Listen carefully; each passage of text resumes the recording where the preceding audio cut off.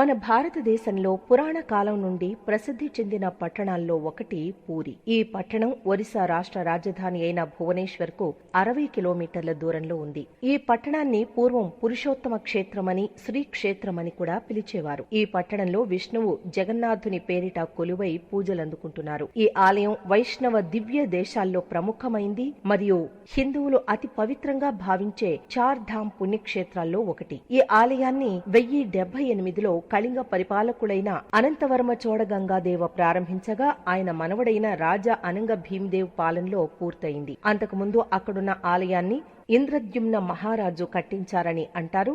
దీని వెనుక ఓ కథ ఉంది. ఈ జగన్నాథుడు గిరిజనుల దేవుడుగా, నీలమాధవుడిగా పూజలందుకుంటున్నాడని స్థల పురాణం. అందులోని ఓ రహస్య ప్రదేశంలో ఉన్న ఈ జగన్నాథుణ్ణి గిరిజనుల రాజైన విశ్వావసుడు పూజించేవాడట.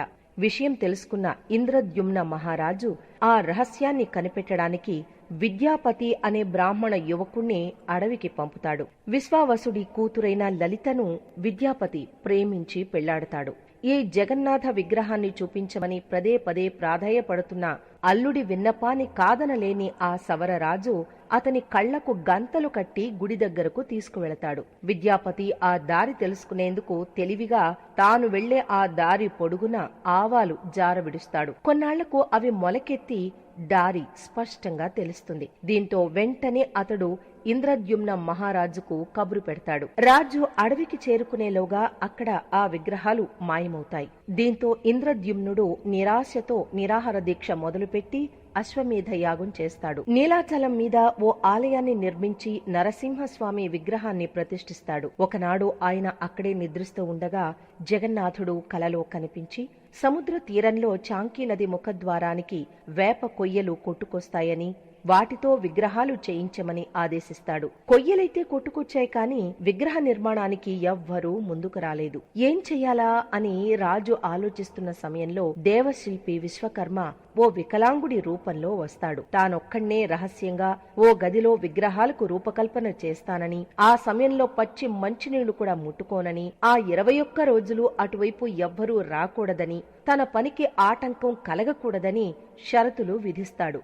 అందుకు రాజు కూడా అంగీకరిస్తాడు. రోజులు గడుస్తున్నా గదిలోంచి ఎలాంటి శబ్దమూ రాదు. దీంతో రాణి గుండిచాదేవి తొందర పెట్టడంతో గడువు పూర్తి కాకుండానే రాజు తలుపులు తెరుస్తాడు. శిల్పి కనిపించడు. చేతులు కాళ్లు లేని సగం చెక్కిన విగ్రహాలు మాత్రం దర్శనమిస్తాయి. పశ్చాత్తాపంతో రాజు బ్రహ్మదేవుణ్ణి ప్రార్థిస్తాడు. చతుర్ముఖుడు ప్రత్యక్షమై ఇక మీదట అదే రూపంలో విగ్రహాలు పూజలందుకుంటాయని ఆనతిస్తాడు. తానే స్వయంగా వాటికి ప్రాణప్రతిష్ఠ చేస్తాడు.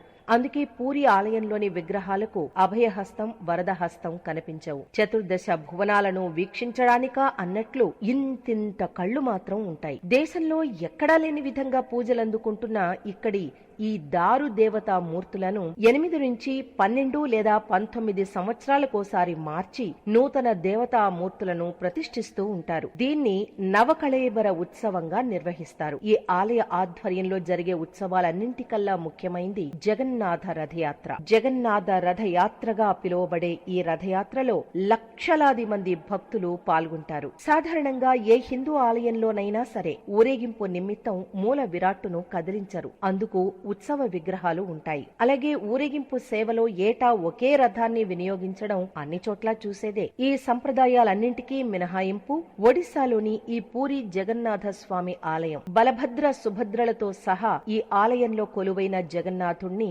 ఏడాదికోసారి గుడిలోంచి బయటికి తీసుకొచ్చి భక్తులకు కనువిందు చేస్తారు. ఊరేగించేందుకు ఏటా కొత్త రథాలను నిర్మిస్తారు. అందుకే ఈ జగన్నాథ రథయాత్రను అత్యంత అపురూపంగా భావిస్తారు భక్తులు. ఈ ఉత్సవం ప్రతి సంవత్సరం ఆషాఢ శుద్ధ విదియ రోజున ప్రారంభమై 3 కిలోమీటర్ల దూరంలోని గుండిచా ఆలయం వరకు సాగుతుంది. ఆ తర్వాత సుభద్ర బలభద్ర సమేత జగన్నాథుని ఉత్సవ మూర్తులు బహుదా యాత్ర పేరిట తిరిగి పూరి ఆలయానికి చేరడంతో ముగుస్తుంది. ఇది 12 రోజుల పాటు జరిగే ఉత్సవం. ఈ యాత్రకు 2 నెలల ముందు నుంచే యాత్రకు సంబంధించిన ఏర్పాట్లు మొదలవుతాయి. వైశాఖ బహుళ విదియ నాడు రథ నిర్మాణానికి కావలసిన ఏర్పాట్లు చెయ్యమని ఆదేశిస్తాడు పూరి రాజు. అందుకు అవసరమైన వృక్షాలను 1072 ముక్కలుగా ఖండించి పూరికి తరలిస్తారు. ప్రధాన పూజారి, 9 మంది ముఖ్య శిల్పులు, వారి సహాయకులు, మరో 125 మంది కలిసి అక్షయ తృతీయ నాడు రథ నిర్మాణం మొదలు పెడతారు. 1072 వృక్ష భాగాలను నిర్మాణానికి అనువుగా 2188 ముక్కలుగా ఖండిస్తారు. వాటిలో 832 ముక్కల్ని జగన్నాథుడి రథం తయారీకి, 763 కాండాలను బలరాముడి రథ నిర్మాణానికి, 593 భాగాలను సుభద్రాదేవి రథానికి వినియోగిస్తారు. ఆషాఢ శుద్ధ పాడ్యమి నాటికి రథ నిర్మాణాలు పూర్తయి యాత్రకు సిద్ధమవుతాయి. అందులో జగన్నాథుడి రథాన్ని నంది ఘోష అంటారు.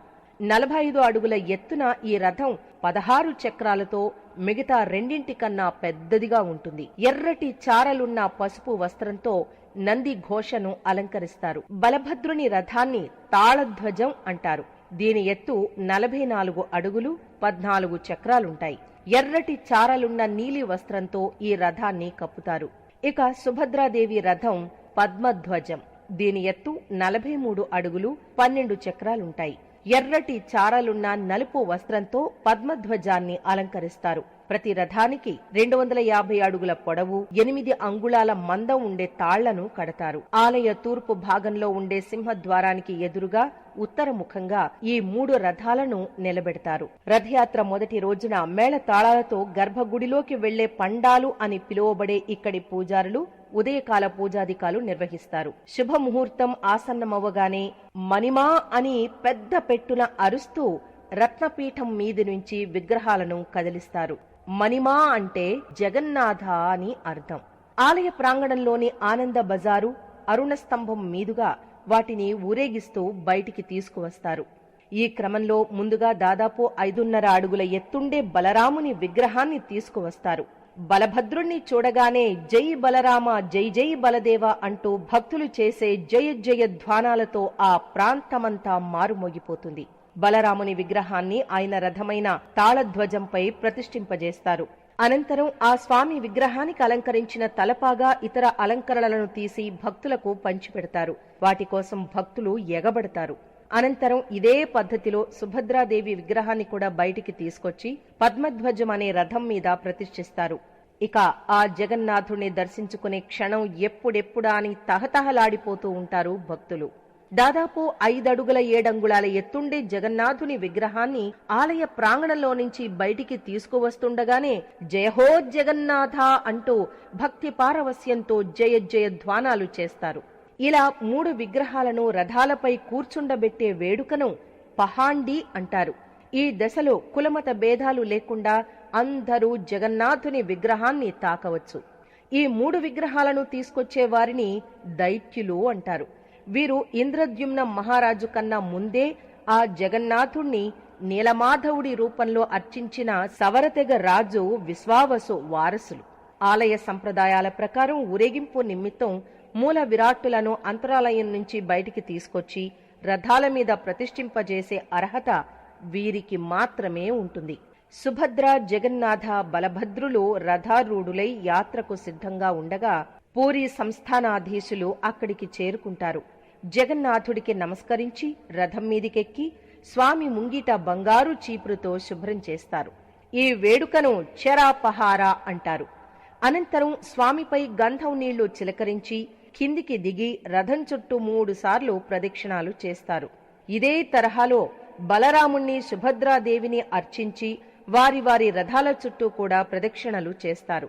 అనంతరం రథాలకు తాత్కాలికంగా అమర్చిన తాటి మెట్లను తొలగిస్తారు. ఇక యాత్ర మొదలవ్వడమే తరువాయి. జగన్నాథుని రథం మీదుండే ప్రధాన పండా నుంచి సూచన రాగానే కస్తూరి కళ్ళాపి చల్లి హారతిచ్చి జై జగన్నాథ అని పెద్ద పెట్టున అరుస్తూ తాళ్లను పట్టుకుని రథాన్ని లాగడం మొదలు పెడతారు. విశాలమైన బోడోదండ అని పిలువబడే ప్రధాన మార్గం గుండా ఈ యాత్ర మందగమనంతో సాగుతుంది. లక్షలాది భక్తజనం నడుమ జగన్నాథుడి రథం అంగుళం అంగుళం చొప్పున చాలా నెమ్మదిగా కదులుతుంది. దీన్నే ఘోషయాత్ర అంటారు. భక్తుల తొక్కిసలాటలో చక్రాల కింద ఎవరైనా పడినా, దారిలో ఏ దుకాణమో అడ్డొచ్చినా రథం వెనుకడుగు వేసే ప్రసక్తే ఉండదు. అడ్డొచ్చిన దుకాణాలను కూలగొట్టైనా సరే ముందుకే నడిపిస్తారు. ఈ యాత్ర ఎంత నెమ్మదిగా సాగుతుందంటే జగన్నాథుని గుడి నుంచి కేవలం 3 మైళ్ల దూరంలో ఉండే గుండీచా గుడిని చేరుకోవడానికి దాదాపు 12 గంటల సమయం పడుతుంది. గుండీచా ఆలయానికి చేరుకున్నాక ఆ రాత్రి బయటే రథాల్లోనే మూల విరాట్లకు విశ్రాంతినిస్తారు. మరునాడు ఉదయం మేళతాళాలతో గుడిలోకి తీసుకువెళతారు. వారం రోజుల పాటు గుండీచాదేవి ఆతిథ్యం స్వీకరించిన అనంతరం దశమినాడు తిరుగు ప్రయాణం మొదలవుతుంది. దీన్ని బహుదా యాత్ర అని అంటారు. ఆ రోజు మధ్యాహ్నానికి 3 రథాలు జగన్నాథ ఆలయానికి చేరుకుని గుడి బయటే ఉండిపోతాయి. మరునాడు ఏకాదశి నాడు స్వామివార్లను బంగారు ఆభరణాలతో అలంకరిస్తారు. సునావేశగా వ్యవహరించే ఈ వేడుకను చూసేందుకు బారులు తీరుతారు భక్తులు. ద్వాదశి నాడు విగ్రహాలను మళ్లీ గర్భగుడిలోని రత్న సింహాసనాలపై అలంకరించడంతో యాత్ర పూర్తయినట్లే. యాత్ర పేరిట 10 రోజులుగా స్వామిలేని ఆలయం నూతన జవజీవాలు పుంజుకుని సరికొత్త కళ సంతరించుకుంటుంది. ఇలాంటి ఎన్నో విశిష్టతలు, భిన్న సంస్కృతులు, సాంప్రదాయాలు కలగలిసిన ఈ పూరి జగన్నాథుని ఆలయాన్ని ఏటా ఎన్నో లక్షల మంది భక్తులు సందర్శిస్తారు.